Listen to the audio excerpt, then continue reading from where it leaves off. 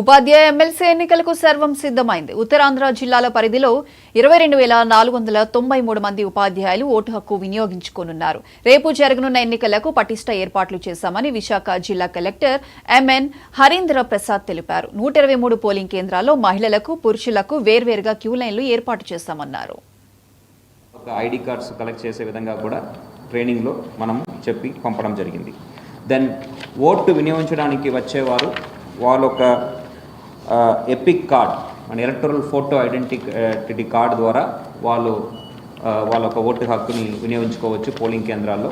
అది లేని పక్షంలో వాళ్ళ దగ్గర ఉన్న ఆధార్ కార్డు కానీ, driving licence, PAN card, Indian passport ఇలాంటి ఎలక్షన్ కమిషన్ ప్రకటించిన గుర్తింపు కార్డులు ద్వారా వాళ్ళ ఒక ఓటు హక్కుని వాళ్ళు వినియోగించుకోవడానికి ఆస్కారం ఉంది.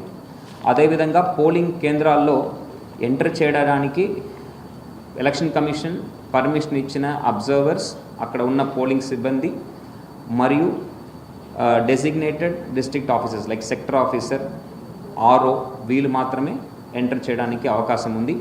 ఈవెన్ పోలీస్ సిబ్బంది కూడా బయట ఉండి అక్కడ ఉన్న ప్రిసైడింగ్ ఆఫీసర్ పర్మిషన్ ఇస్తే తప్ప పోలింగ్ కేంద్రం లోపల వెళ్ళడానికి వీలు లేదు. పోలింగ్ కేంద్రానికి వచ్చి గవర్నర్ ప్రసంగాన్ని అడ్డుకున్న వైఎస్ జగన్ పై అనర్హ